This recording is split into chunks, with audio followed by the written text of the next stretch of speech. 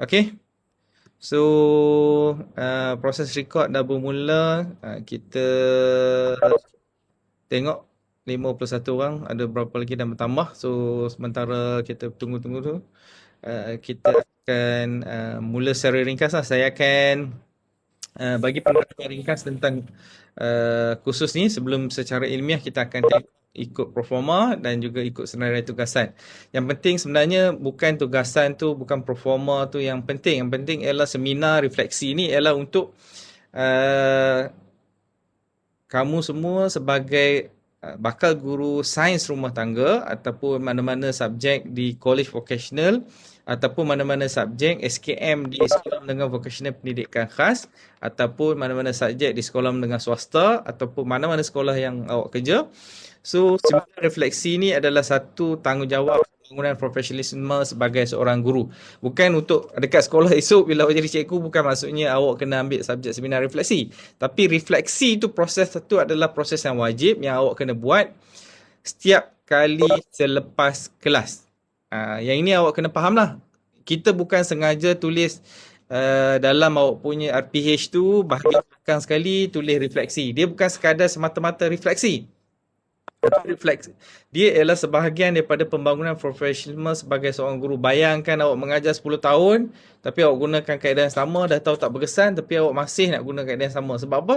Tak ada refleksi. Kalau orang Islam tu dipanggil proses mengingati diri lah, tazkirah tu, untuk mengingati diri. Tapi dalam konteks pendidikan, kita sebut dia sebagai proses refleksi ataupun reflection. Maksudnya kita lihat semula.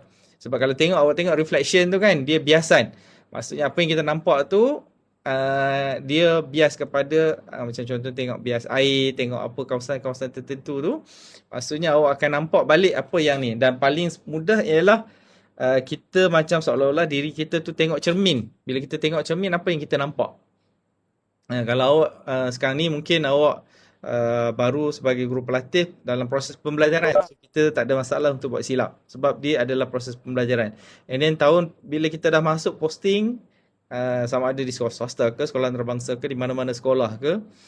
So maksudnya awak dah start mengamalkan etika sebagai seorang pendidik. So maksudnya etika awak sebagai seorang pendidik itu ialah contohnya bila dalam kelas online nanti PDPR, sepatutnya kalau pelajar boleh ada akses internet yang baik, semua orang kena buka video. Tapi kalau macam dalam keadaan kita ni, macam saya masih benarkan student tutup video sebab bila gunakan Webex ataupun Google Meet, kadang-kadang internet problem, dia akan drop out, masuk ke in out, jadi akan jadi masalah lah. So tak ada masalah, siapa yang ada internet stabil teruskan boleh buka video, tak ada masalah.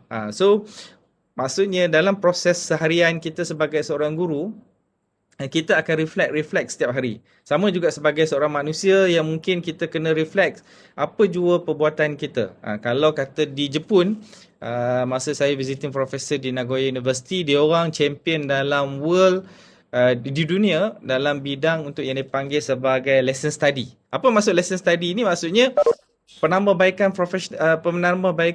berterusan untuk menjadi seorang guru yang profesional. So maksudnya setiap kali kelas dia reflect kepada diri sendiri, tapi dalam masa yang sama setiap minggu apa yang dia orang buat ialah dia ada community of practice dalam kalangan guru tu, pergi observe guru-guru lain. So bila dia pergi observe guru-guru lain, apa yang dia orang buat ialah dia orang bagi komen terhadap prestasi guru tersebut. Bukan connect, tapi maknanya masing-masing ada positif attitude untuk membangunkan, menambah baik diri. Yang Jepun panggil sebagai proses Kaizen. Proses penambahbaikan berterusan. Kat Malaysia kita jarang-jarang kita buat. Apa yang berlaku ialah kalau ikut jemaah nazir, dia ada borang pemantauan pencerapan guru standard 4 tu. Kalau mungkin awak dah biasa mungkin dengar ada yang cikgu-cikgu senior ataupun guru-guru pembimbing dekat sekolah tu yang sebut tentang borang standard 4, iaitu ialah borang pencerapan oleh guru. Tapi untuk kita gunakan borang pencerapan UPSI. So maksudnya guru pelatih kalau ikut kaedah normal dia akan dinilai oleh pembimbing sebanyak minimum 4 kali. So dalam keadaan normal ni biasanya kita tukar kepada 3 kali, ataupun kalau kata sempat cantik lebih banyak lagi bagus lah, supaya cikgu tu dapat membimbing awak untuk kaedah pengajaran yang optimum, yang terbaik. Dia bukan maksudnya setiap satu kaedah tu sesuai untuk semua keadaan, tak. Pengalaman saya bila saya mengajar di sekolah luar bandar di Felda. So dia punya approach lain. Tapi bila saya mengajar di sekolah pinggir bandar, ada ramai majoriti murid yang miskin bandar. So macam mana saya nak treat? And then sekolah yang mula-mula saya mengajar dulu satu kaum je, iaitu Melayu saja 100%. And then bila saya pindah ke satu sekolah lagi, ada pelajar Melayu, pelajar India, pelajar Cina yang boleh kita panggil sebagai sekolah wawasan lah, sekolah satu Malaysia, di mana komposisi murid-murid tu dalam kelas tu memang pelbagai. So approach yang kita nak handle untuk student yang ramai pelajar yang dalam kelompok satu kaum ataupun pelbagai kaum ni ataupun di Sabah Sarawak esok, so dia akan kita kena ikut approach mengikut kesesuaian murid kita yang ada di kawasan tersebut. Contoh kalau posting kat kawasan orang asli, macam mana? Yang paling mengejutkan yang untuk sini-sini awak tu yang posting di Sekolah Menengah Vocasional Pendidikan Khas. Macam mana masuk Sekolah Menengah Vocasional Pendidikan Khas yang tak ada basic untuk orang kata apa? Macam mana nak mengajar pelajar yang bisu, yang tak boleh cakap, kena belajar bahasa isyarat. Lepas tu pelajar yang tak nampak, buta, so macam mana awak nak mengajar dia, dan mengajar pula mengajar bidang kemahiran yang awak sendiri pun bila dalam kelas online ni awak punya cabaran ialah tak boleh buat amali. That's why grup-grup tertentu kita akan panggil balik untuk buat finishing school, untuk bagi kemahiran supaya awak dapatlah sedikit kemahiran-kemahiran tertentu yang tertinggal. So hopefully kelas ni kita akan reflect balik. Saya takkan, orang kata apa, kelas ni biasanya saya bagi A je semua. Tak ada masalah untuk dapat A. Cuma yang penting ialah awak buat tugasan yang telah ditetapkan, sebab itu sebagai evidence. Sebab awak jadi cikgu pun, kalau mengajar di college vocational, dia ada competency base. So awak kena buat untuk SKM, CJ Kemahiran Malaysia, dia perlu ada evidence. Dia kena ada bukti untuk buat amali ke, ataupun teori ke, so dia masih ada bukti. Kalau untuk pentaksiran biasa pun memang ada bukti. So saya akan brief secara ringkas sebab saya dah janji tadi untuk buat sekejap sebab ada yang meeting. So secara ringkas tentang performa khusus. Okey, saya akan share. Nanti kalau kata tak nampak, bagi tahu saya balik. Okey, dah boleh nampak belum? Nampak. Okey, terima kasih. So mungkin kecil, mungkin tak terang, bergantung kepada kelajuan internet lah tempat masing-masing. Kejap. Okey, so khusus ni Seminar Refleksi Latihan Mengajar KPR 3012, nilai kredit 2. So apa yang awak akan dapat daripada kursus ni ialah secara ringkas, kursus ni adalah untuk membolehkan pelajar membuat refleksi latihan mengajar berdasarkan penilaian secara kritis, membuat keputusan dan membentangkan laporan kajian tindakan. So kat situ dah sebut secara jelas lah elemen-elemen yang kena buat. So ini staff akademik FPM, Fakulti Pembangunan Manusia, tapi saya sebut ni lah. Apa yang kita nak kena capai dalam kita punya kursus hari ini dan juga selama 7 minggu akan datang. 4 jam seminggu ke 7 minggu, dan tapi untuk kelas online saya tak akan sampai 4 jam lah. Saya bagi tahu maksimum 1 jam saja kelas saya, tetapi kemudian awak akan susuli 3 jam kemudian tu dengan menyiapkan tugasan-tugasan yang diberikan mengikut performa yang telah ditetapkan. So fully semua orang dapat faham lah. So kelas normal waktu 4 jam, tetapi 1 jam face to face, 3 jam lagi awak buat orang kata apa, tugasan-tugasan dan menjawab forum yang telah saya sediakan di tapak forum di MyGuru. So apa yang awak nak capai? Kalau di universiti, outcome based education, di universiti dan juga di KV, kita panggil outcome based education, pembelajaran berasaskan outcome ataupun hasil, kita gunakan hasil pembelajaran. Kalau di sekolah menengah, awak mengajar SRT yang menggunakan DSKP. DSKP, ingat apa nama penuh DSKP? Ingatlah kan? Document Standard Curriculum dan Pentaksiran. So dalam DSKP untuk SRT awak belajar nama degree awak ERT. Tapi bila awak mengajar SRT, Sains Rumah Tangga. So dalam DSKP SRT, apa komponen yang paling penting ialah pengenalan dia cerita macam mana kita nak mengajar, allocation jam dan sebagainya. And then dia ada dia punya standard pembelajaran, standard kandungan dan juga standard prestasi. So dalam konteks awak sebagai guru di sekolah menengah harian, awak gunakan standard prestasi yang tertinggi mengikut band tu lah, tetapi dia ada grade. Tapi di universiti kita pakai, dan juga di KV kita pakai course learning outcome, hasil pembelajaran kursus. So untuk hasil pembelajaran kursus ni macam biasalah awak belajar, kita ada 3 domain yang utama, konektif, efektif dan juga psikomotor. So kalau KV tu dia ukur tiga-tiga benda tu lah. Kalau kita efektif, kita ukur secara merentas kurikulum, tetapi keutamaan kita adalah kognitif dan juga psikomotor skill. So untuk kognitif, apa yang kita nak cuba capai melalui kursus ni adalah mencadangkan aktiviti pengajaran dan pembelajaran yang lebih berkesan berdasarkan refleksi. So maksudnya awak akan tengok balik RPH awak nilai, reflect balik pengajaran awak, dan awak kena cadangkan apa penambahbaikan kalau diberi peluang untuk kali kedua. Untuk mengajar 8 minggu akan datang nanti. So apa penambahbaikan yang awak perlu buat? Contohnya awak tengok pelajar tu dalam kelas awak mengajar bersungguh-sungguh, sedia bahan sampai tidur lewat. And then bawa bahan pergi sekolah. Bila pergi kat sekolah mengajar anak murid, dia orang macam tak berminat je pun. Dia diam je, awak seorang je excited.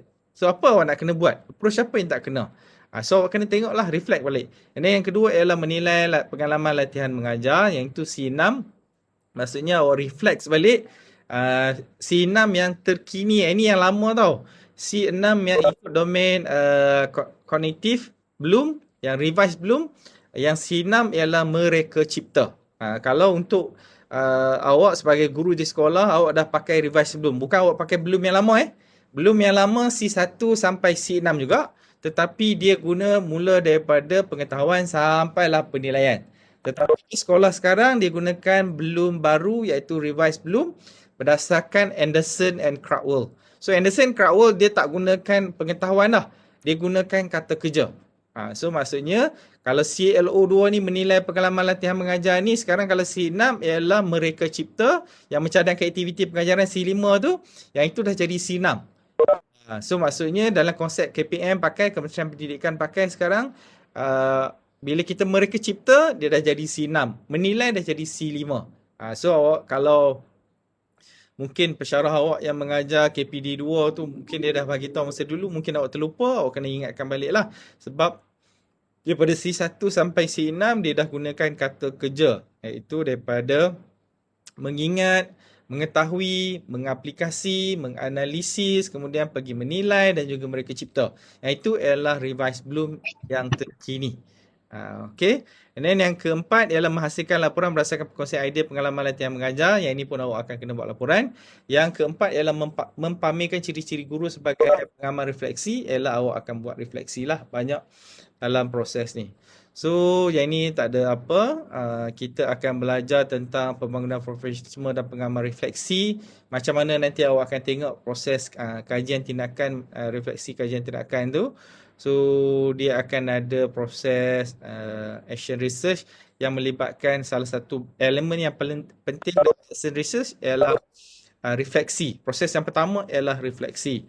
And then pengurusan pentadbiran sekolah, masuk pengurusan pembelajaran sikit, amalan pembelajaran terkini, pengintegrasian teknologi dan inovasi. Sebab bila pandemik ni kita dah banyak ubah maklumat yang terkini lah. Supaya bila awak pergi daripada 8 minggu yang pertama, mungkin awak ada problem, masuk 8 minggu kedua, insyaAllah awak akan jadi cikgu yang lebih baik.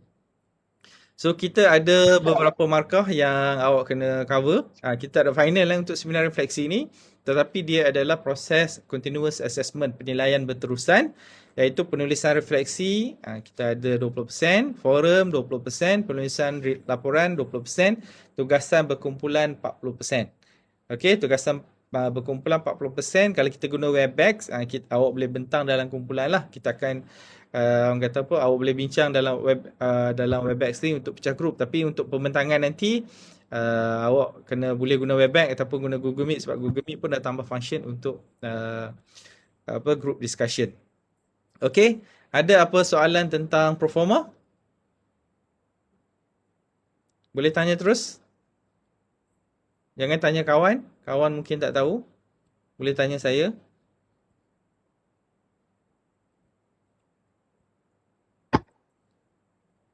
Okey. Ivy nak tanya ke ataupun tak sengaja buka ke apa? Okey, so kalau tak ada apa soalan, saya akan share yang seterusnya. Okey. Yang ini adalah penilaian khusus. Dia panggil short course pula, tersyashul petang-petang ni, short SEM. Semester 3 2020-2021 penilaian khusus. Apa yang awak kena capai. Macam tadi saya dah beritahu 20%, 20%, 20%, 40%. So yang ini adalah detail dia. Dan saya dah masuk dalam grup lah. Okay. So make sure kalau ada persoalan boleh bagi tahu saya. Hasil pembelajaran sama, penilaian semua 100% kerja khusus. Okay. Tugasan kita individu. Satu, penulisan refleksi praktikum. Itu awak kena buat 20%. Kita ada forum 20%. Saya dah post soalan forum dalam MyGuru. So awak boleh tengok. Dan awak kena komen. Dan juga komen kepada kawan-kawan punya komen. So maksudnya komen kepada soalan tu awak punya jawapan. Kemudian awak kena komen 2 lagi komen untuk kawan-kawan yang lain yang komen tu awak boleh bagi respon lah. Sama ada setuju ataupun tak setuju lah. Tapi kalau ada yang tak bersetuju, yang itu lebih baik lah. Bukan tak bersetuju maksudnya tak betul ke tak betul. Tak bersetuju maksudnya mungkin kita berbeza pendapat. Mungkin ada kita punya pandangan macam ni, mungkin pandangan dia lain. And then kita akan ada satu external research punya report 20%. Dan juga kita akan buat seminar perkongsian latihan mengajar. So kita akan buat seminar, nanti awak kena buat poster, kita akan buat webinar. Webinar akan pecah kepada beberapa kumpulan. Awak ada 71 orang. So sekarang ni awak boleh pilih lah kumpulan sedia ada yang awak mungkin sebelum ni dah ada kumpulan. So kekalkan kumpulan tu untuk buat tugasan seminar. Pembentangan tajuk-tajuk tu ialah berkaitan dengan biasanya kalau sebelum ni saya mengajar pelajar SP ke pelajar KH dulu ke, saya pecah kepada beberapa kategori lah. Contohnya PDPR. And then yang kedua ialah tentang penilaian pentaksiran waktu pandemik ni.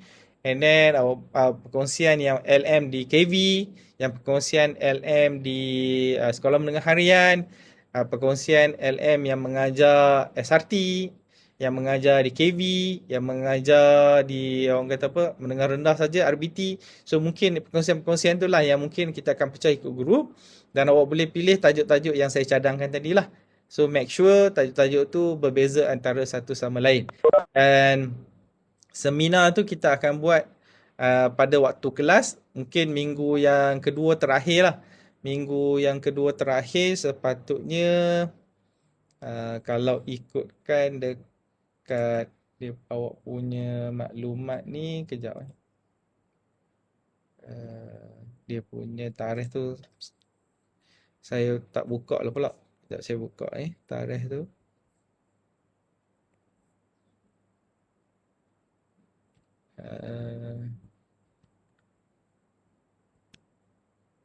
Okey, 14 hingga 18 Jun minggu yang ke-6 boleh kot kita buat satu seminar. Awak kena pilih pengarah program, pilih AJK program, buatlah untuk kita punya seminar. Tapi nanti detail ada dalam Okey, so ini maklumat detail. Yang pertama ialah ini pasal apa dia punya hilang kat sini, bentuk kerja khusus. Kejap saya besarkan. Okey. So apa yang awak nak kena buat ialah penulisan refleksi kena hantar pada minggu ke-3. Minggu ke berapa? Minggu ke-3. So kalau ikut kat kita ni, minggu ke-3 kita ialah pada 24 hingga 28 Mei. Okey. Yang itu tugasan yang pertama. Apa yang awak kena buat berdasarkan RPH, baca sampai habis, kenal pasti isu masalah semasa PDPC waktu normal lah. Awak boleh guna waktu PDPR ataupun waktu Dansilia, apa isu tu. Dan yang kedua, jelaskan penambahbaikan yang disarankan oleh pesyarah penyelia, bagaimana langkah penambahbaikan yang boleh lakukan. Yang ketiga, rancang semula pengajaran pembelajaran dalam PH yang baru. Okey. So itu tugasan yang pertama. Tapi dalam keadaan konteks awak ni sekarang, awak lebih rapat dengan guru pembimbing lah. Sebab pesyarah penyelia mungkin discussion dia akan tengok berdasarkan video dan akan komen berdasarkan video. Dan video bila awak rakam video masa online, dia tak nampak sangat konteks hubungan antara pesyarah dengan guru. Antara guru dengan murid. So tapi dalam keadaan tertentu mungkin ada penambahbaikan yang cikgu pembimbing awak tengok semasa ada peluang untuk face to face tu. So dalam face to face tu sebab ada banyak aspek penilaian latihan mengajar yang boleh kita ni sebab kita banyak tolak ansur lah dalam keadaan norma baru ni. kita tolak ansur. Tapi awak kena tengoklah apa berapa benda elemen dalam PDPR yang awak kena tambah baik. Contohnya, macam mana kita nak tingkatkan penyertaan murid kita dalam PDPR. Kita selalu komplain. Banyak cikgu-cikgu yang bila saya ceramah baru ni dekat PPD Petaling, dekat PPD Kubang Pasu, dia kata kawan-kawan saya dekat Facebook pun dia orang bagi tahu dia orang yang jadi cikgu yang masih bertugas sebagai guru. Dia kata dia jenuh nak sangat susah, jenuh ni orang utara lah. Sangat susah untuk panggil student, ajak student untuk masuk kelas online. So mungkin 30 orang daripada 30 orang tu mungkin 15 je masuk. Mungkin ada 10 orang je masuk. Sebab apa? Bila dia mengajar kawasan-kawasan yang pedalaman, akses internet ada masalah. Device ada masalah. Kestabilan internet ada masalah. Tapi yang duduk di bandar kebanyakan tak ada masalah. Memang pelajar dia yang ada kelajuan internet yang laju, dia akan buka video, dia akan belajar face to face, dia akan memang sangat berminat. Tapi bukan semualah. Jangan ingat pelajar kita yang duduk, murid kita yang duduk di bandar ni semua gaya-gaya. Kita ada kategori miskin bandar, kita ada yang sangat struggle untuk kehidupan, sambah COVID yang ibu bapa dibentikan kerja, yang ada macam-macam ni, ada yang stres. Ada yang cubaan ibu bapa bunuh diri, yang anak pun ada stres. Mak bapak yang paling banyak report ialah kebanyakan ibu bapa minta anak-anak belajarlah dengan secara bersemuka. Sebab dari segi disiplin, nak suruh anak bangun dan menghadap skrin, cakap dengan cikgu, dan cikgu pula apa tindakan yang cikgu buat ialah bagi kerja sekolah saja. Okey, hari ini buka muka surat 3 hingga 6, awak buat kerja sekolah ni dan siapkan. Itu kalau dijumpa buat kelas secara sinkronis. Kalau tak buat kelas secara sinkronis, apa yang dia buat, dia hanya WhatsApp, dalam grup WhatsApp, grup Telegram bagi tahu okey ni masalah. So dalam keadaan tu bila awak buat PD pengajaran dan pemudahcaraan pengajaran dan pembelajaran di rumah, so macam mana awak nak tackle isu tu dan awak boleh highlightkan lah. And then yang kedua, forum. So forum kita akan ada soalan forum. So saya ada post untuk minggu pertama, kita ada minggu kedua, minggu ketiga, minggu keempat dan satu satu minggu 5 markah, 4 minggu 20 markah. Okey, so pelajar akan memberi respon setiap soalan bersyarah. Pelajar juga perlu memberi respon bagi dua pelajar lain bagi setiap soalan. Maksudnya dia komen berdasarkan komen kawan dia. Dua komen Komen dia yang pertama, kemudian yang kedua komen kepada kawan dia, dua orang. So maksudnya itu awak kena ingat lah. Okay. And then yang ketiga, kajian tindakan ni awak dah belajar sepatutnya masa KPD 3026 secara asas. Mungkin ada pesyarah yang tak expert, dia mungkin tak sentuh banyak. Tapi awak kena tengok balik dan saya dah bagi contoh macam mana kita nak report laporan kajian tindakan. Sebab proses dia gunakan chemist map target tu, refleksi, proses refleksi, macam mana kita nak buat tambahbaikan. Dia macam eksperimen tapi dia bukan eksperimen. Maksudnya dia adalah kajian kualitatif untuk kita tambah baik amalan kita, praktis kita di dalam kelas. So apa yang perlu ada dalam report seperti dalam maklumat. So yang ini bawa markah 20%. Yang seterusnya, seminar refleksi. Yang ini walaupun ditulis 4 ke 5 orang, tetapi bergantung kepada grup awak lah. Kalau ada yang tak cukup ke, yang kurang ke, nanti bagi tahu saya balik. So nanti listkan senarai nama kumpulan dan ahli kumpulan di WhatsApp group dan bagi tahu topik yang awak nak pilih. Sebab topik ni banyak yang diberikan contoh, tetapi ikut topik yang awak nak fokuskan. Contoh yang macam saya sebut tadi, pengajaran di KV tu ialah contohnya pengurusan bilik darjah di KV berbeza dengan pengurusan bilik darjah di sekolah menengah harian. Pentaksiran di KV pakai outcome based education campur dengan competency based training. Kalau untuk SKM tu dia pakai JPK punya, Jabatan Pembangunan Kemahiran. Kalau untuk MQA outcome based education dia menggunakan MQA punya ni. So dia akan ada dua sistem yang berbeza dan macam mana kita nak buat proses pentaksiran dan banyak proses pentaksiran termasuklah pentaksiran amali untuk peperiksaan akhir. Kalau di sekolah SRT dia hanya ada projek amali tu yang dibawa peringkat SPM Form 5, Form 4 dan Form 5 yang dibawa ke SPM. Tetapi yang lebih untuk yang untuk summative dia ialah SPM. Tapi dalam masa yang sama, ujian-ujian yang peringkat sekolah tu ada. Tapi dia hanya melibatkan teori sahaja, melibatkan kognitif. Yang amali tu 30% tu, yang tu ialah melibatkan dan dia ada bahagian A dan bahagian B. Itu yang kata apa untuk starti. Kalau KV dia berbeza. Kalau sekolah menengah vocational pendidikan khas pun berbeza. Tapi sekarang ni dia orang ke arah untuk dapatkan SKM. Jadi maksudnya ada beberapa kumpulan, awak kena pilih kelas awak yang pelajar, kawan-kawan kelas awak yang awak selesa untuk buat topik-topik yang berkaitan, tapi kalau boleh yang praktis yang awak boleh share maklumat tu dengan kawan-kawan awak. So siapa yang contohnya buat praktikum di sekolah menengah harian, dia tak akan dapat pengalaman di KV. Sebab saya nak bagi tahu awak, KV ni awak akan mengajar program tijil. Ada yang mengajar program diploma dan level dia lebih tinggi compare to SRT. SRT awak mengajar form 4, form 5 dan awak mengajar minor RBT. So dia punya pengalaman berbeza, approach berbeza, kurikulum berbeza. So kita nak kawan-kawan kongsi antara satu sama lain. Yang penting ialah apa? Semua orang akan dapat sekurang-kurangnya maklumat bahawa kalau pergi ke KV macam ni, kalau pergi ke sekolah menengah harian macam ni, kalau pergi ke sekolah menengah vocational pendidikan khas macam ni. So awak akan dapat maklumat macam mana awak nak melaksanakan. Sebab benda ni awak kena ready. Sebab sekarang ni bila pengetua sekolah komplain, graduan UPSI ada masalah kompetensi, tak tahu kurikulum, tak tahu cara nak approach student, murid dan sebagainya, then UPSI yang akan dapat masalah. So dan itu juga yang akan membawa kepada SPP nanti. Macam mana nanti panel SPP dan juga panel guru pakar tanya awak tentang praktis di sekolah macam mana, dan awak tak boleh jawab, ada masalah. Buku teks macam mana, modul di KV macam mana, itu yang awak kena tahulah. And then dalam keadaan pandemik ni macam mana, dan setiap kumpulan pelajar perlu melantik ketua, setiausaha dan jurukuasa untuk kena buat 1, 2, 3, 4, 5 semua ni lah. Berdasarkan senario, mengenal pasti masalah, merancang penyelesaian, inovasi PDPC berkaitan isu yang dibincang, satu seminar berkaitan, yang ini semua orang akan terlibat lah, kita akan buat pada minggu yang ke-6. Kemudian melaksanakan seminar 1 jam 30 minit, 1 jam 45 minit. Yang ni semua kumpulan akan bentang beramai-ramai. So maksudnya pilih seorang pembentang, yang lain tu mungkin akan bentang-bentang untuk yang maklumat-maklumat lain. Dan instrumen penilaian selepas habis tu maksudnya tengok keberkesanan. Okey, dan saya akan tambah iaitu peer assessment. Peer assessment ni ialah kumpulan ni, setiap kumpulan akan menilai kawan-kawan dia yang lain. So dalam proses penilaian tu, make sure awak akan ada borang maklumat untuk menilai kawan-kawan. Dan last kali setiap kumpulan kena hantar laporan seminar yang ada keterangan berkaitan keputusan, pelaksanaan majlis, kesimpulan, cadangan dan jumlah muka surat. So total membawa kepada 100 markah. Kemudian ada skala pemakan khusus. Bunyi apa tu, ayam ke apa?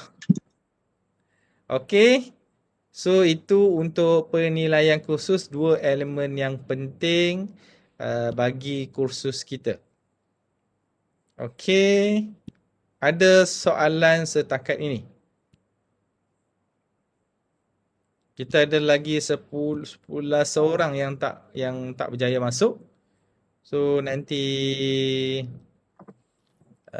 kalau ada masalah ke apa semua, nanti boleh bagi tahu saya balik sebab apa. So hopefully bagi tahu kawan-kawan, mungkin ada yang tak dapat maklumat ke ataupun yang tercicir, terlupa dan sebagainya, supaya masuk kelas dan kita akan dapat maklumat lah yang sepatutnya yang kita ni. So awak kena ready untuk setiap mulai minggu depan saya akan start secara teori sikit, and then minggu seterusnya kita akan mula membentangkan. Pembentangan apa? Semua orang akan kena bentang seorang demi seorang. Saya akan panggil, kena buka kamera, and then kena bentangkan pengalaman dia secara ringkas. Maksudnya mungkin dalam 2 minit dia cerita diri dia praktikum di mana, kemudian apa pengalaman yang dia dapat. Ada 4 elemen refleksi utama yang awak perlu bentangkan. Yang pertama ialah apa kekuatan pengajaran awak. Semua orang kena bentang, bukan minggu ni, bukan minggu depan, minggu satu lagi. Minggu selepas hari raya. Okey. Laporan refleksi tu kena hantar, laporan refleksi untuk seminar tu hantar selepas habis seminar lah, minggu ke-6 tu. Laporan refleksi yang lain tu, yang setiap minggu tu kita pilih 3 RPH je. Yang tugasan pertama yang kena hantar minggu ke-3, kita pilih 3 RPH. Tapi yang saya sebut ni tak ada dalam mana-mana tugasan yang saya senaraikan, tetapi ialah aktiviti kelas kita untuk tengok macam mana awak buat proses refleksi. Supaya refleksi yang awak buat tu tepat. Bila awak buat kajian tindakan tu, apa yang buat reflect tu ialah refleksi yang tepat. That's why saya bagi 4 elemen yang perlu ada dalam proses refleksi awak. Satu, kekuatan pengajaran awak. So, bila awak mengajar online, apa kekuatan awak? Oh, saya mengajar sambil berdiri, ada kamera robot yang saya boleh berlari-lari depan kamera tu. Kamera akan ikut saya dan semua pelajar yang tengok saya tu akan kagum. Pelajar mula-mula tak buka kamera langsung, tapi bila dia tengok cikgu yang comel, cantik apa semua, terus semua buka kamera hari-hari. Kalau sebelum ni kelas saya 10-40 contohnya kelas saya mula, tak ada seorang pun berminat. Tapi sejak saya berubah diri saya menjadi jadi apa, solid, lebih cantik, lelaki tu buat dandanan, pakai pomade, rambut tegak, akhirnya semua pelajar berminat untuk mengikuti kelas saya. Contohlah. So maksudnya itu contoh kekuatan pengajaran awak. Sebab bila mengajar bercakap seorang-seorang ni, bukan semua orang berbakat. Macam nak jadi penyampai radio lah. Kalau saya biasa masuk TV, saya bercakap depan kamera juga. Tetapi sebelah saya ada pengacara. So bila masuk, contohnya saya masuk Wanita hari ni, so kita boleh bercakap, memang kita bercakap depan kamera tapi ada orang dekat kita. Tapi dalam keadaan normal baru, awak sebagai guru, awak bercakap depan komputer, awak seorang-seorang je. Ada tak mau ayah awak teman sebelah? Okey, lepas ni nak cakap apa, lepas ni cakap apa, tak ada skrip kan? Tak ada pengarah, awak sendiri seorang-seorang je cakap. So that's why kadang-kadang ada cikgu yang mungkin tengah-tengah mengajar ni terlelap tidur. Tapi kalau dah buka kamera tu kantoi lah. Kan? Sebab bila kita bercakap seorang-seorang ni, tambah pula bulan puasa, so memang kadang-kadang mengantuk lah dan sebagainya. So itu cabaran lah, itu sebagai contoh. So kekuatan yang pertama. Yang kedua, apa yang awak rasa bila awak mengajar ni kelemahan awak? Kelemahan saya bila mengajar ni ialah bila saya mengajar tak tengok anak murid, saya jadi tak semangat. Kalau bila saya mengajar anak murid saya daripada contohnya 30 orang, yang masuk mungkin 5 orang, saya terus down. Sebelum masuk kelas mula-mula dah semangat dah, saya dah buat bahan macam-macam dah doktor. Tapi bila masuk kelas tunggu online dekat setengah jam tak ada siapa yang muncul. Krik-krik je semua. Jadi saya dah kecewa. Jadi pengajaran saya tadi, saya buat bahan-bahan macam-macam tadi, bahan saya nak tunjuk dekat depan anak murid ni daripada tadi, sebab saya ni dah jadi kecewa. Saya dah beli dekat Lazada, beli lampu lah, beli speaker lah, beli green screen lah, supaya nanti bila saya mengajar contohnya ada video main dekat belakang saya, contohlah kan, dah buat persediaan. Tapi bila masuk kelas 5 orang je berminat mengajar, terus saya jadi kecewa. Itu mungkin kelemahan awak dari segi psikologi. Maksudnya awak tak ada self motivation yang tinggi. Awak walaupun seorang, kita sebagai guru memang kena mengajar. That's why approach kita bila tak ada pelajar masuk, apa approach kita nak buat? Contact cikgu pembimbing, tanya macam mana, contact ibu bapa, WhatsApp ibu bapa untuk minta anak murid masuk, ataupun tanya apa masalah. Kalau kata ada masalah berkaitan dengan device, so maksudnya mungkin boleh bagi bahan edaran secara hard copy, macam-macam kerana anak saya sekolah asrama penuh. Bila dia tak masuk kelas, sebab anak saya ni dia budak-budak sekarang dia pandai komplain, dia akan beritahu saya masuk kelas pun bukan buat apa pun. Masa kelas online lah, synchronous ni, cikgu membebel je pasal kerja sekolah, lepas tu bagi kerja sekolah, lepas tu isi kedatangan, kehadiran. That's why masuk minggu ketiga, minggu keempat, dia tak mau masuk kelas dah. Dia kata masuk kelas tak bermakna. Sebab tak ada proses pengajaran. Ilmu daripada guru kepada anak murid tak capai. Dan saya nak cakap apa? Kan? Lepas tu ada seorang parent pelajar saya lah, pelajar fakulti kita. Program dirahsiakan, nama student pun dirahsiakan. Dia call saya. Doktor, macam mana ni bila nak habis COVID ni doktor, nak mengajar face to face. Anak saya suruh masuk kelas, langsung tak mau masuk kelas. Yang itu malas pula. Itu pelajar universiti. Bakal cikgu. Tapi malas. Maksudnya waktu kelas tu, contohnya kelas saya pukul 3, dia pukul 3 tu mungkin dia on kelas, tapi lepas tu dia pergi tidur. Dia tak dengar pun apa-apa yang ni. So, yang itu mungkin kelemahan. Jadi yang itu kita kena tengok. And then yang ketiga, apa penambahbaikan yang kita rasa berdasarkan masalah kita tu, yang kita rasa kita reflect, yang kita perlu tambah baik. So kita cadangkan. And then yang keempat, kalau pelajar yang tertinggal tu, apa cadangan kita untuk cover pelajar-pelajar yang tertinggal? Sebab apa? Untuk pengetahuan awak sebagai seorang guru, kalau dulu masa awak jadi pelajar, Bila kan kita cikgu mengajar kemudian awak tak hadir, apa cikgu suruh buat ialah buat ulang kaji ataupun buat kelas tambahan. Tapi bila kelas online, awak dah mengajar ni, tapi awak tak buat rakaman. And then pelajar tak boleh nak tengok balik. So pelajar tertinggal. Bila pelajar tak faham satu topik, masuk dua topik, masuk tiga ke topik, tiba-tiba minggu keempat baru dia masuk, dia blur. Apa yang cikgu ajar ni? Sebab dia tak ikut daripada awal. Daripada awal kelas. So maksudnya macam mana awak nak tackle isu-isu pelajar yang macam ni? So awak perlu ada cadangan untuk penambahbaikan penyelesaian kepada masalah yang awak highlightkan dalam refleksi awak. So ada 4 elemen Yang pertama, kekuatan kepengajaran awak. Yang kedua, kelemahan pengajaran awak. Yang ketiga ialah apa cadangan apa penambahbaikan yang awak nak cadangkan. Yang keempat ialah cadangan-cadangan awak untuk pastikan awak punya pelajar yang tertinggal ke apa jua masalah yang berkaitan tu untuk awak boleh atasi dan selesaikan dengan ni. Kalau tak ada empat-empat, boleh tiga. Boleh tiga. Kalau better, ada empat lah cadangan. Kalau saya mengajar dah perfect, doktor. Semua pelajar terpaku depan kamera melihat saya. Dan bila saya mengajar, pelajar memang faham.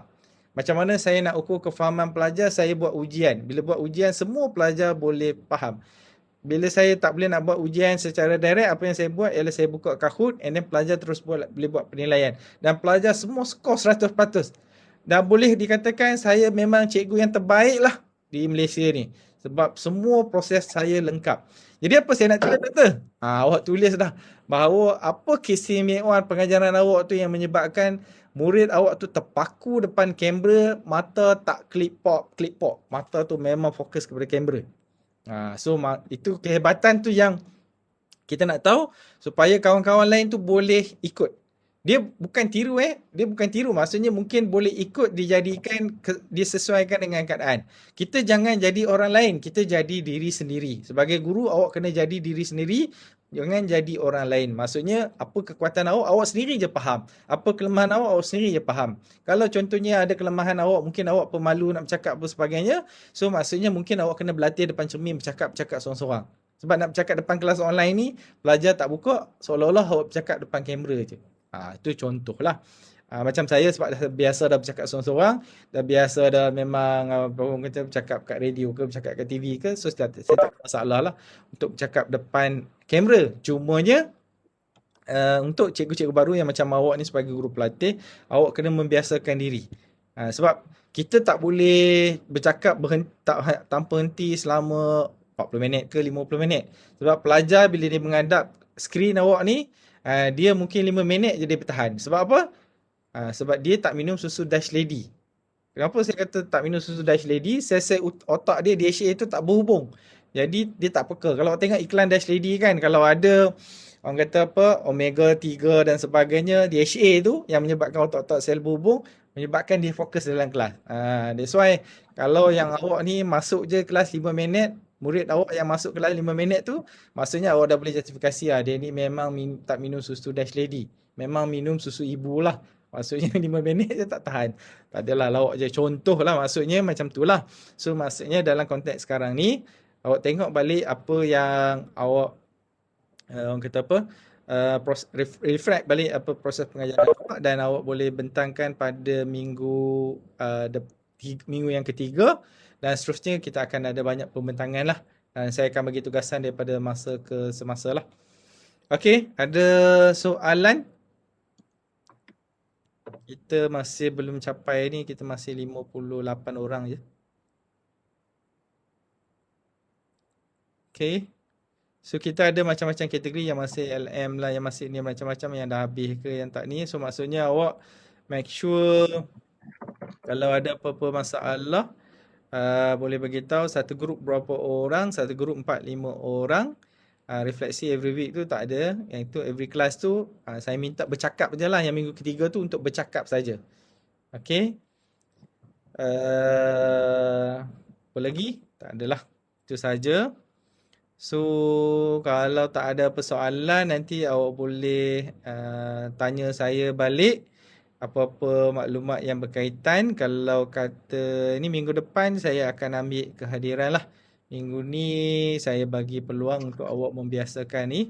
Dan kalau ada masalah nanti bincang sesama kawan-kawan awak, grup awak berapa? 71 orang. Bincanglah, kalau kata tak sesuai pukul 3, mungkin kita mula pukul 4 contoh. So nanti bincang balik bersama dengan kawan-kawan.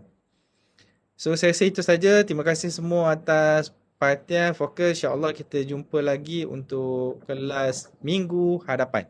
3 jam lepas ni awak dah boleh plan untuk jawab forum. Awak dah boleh plan untuk cari balik RPH-RPH yang dinilai oleh guru pembimbing awak. Tengok komen dia. Dan juga awak boleh tengok balik bincang untuk kumpulan 4 hingga 5 orang. Kalau tak cukup 4 hingga 5 orang, carilah berapa orang. Dan awak boleh tengok balik apa tugasan-tugasan yang berkaitan dengan kata apa forum dan juga RPH. Okey, terima kasih. Itu saja. Terima kasih Doktor. Okey, sama. Assalamualaikum. Terima kasih. Terima kasih, Doktor. Terima kasih Doktor. Terima kasih.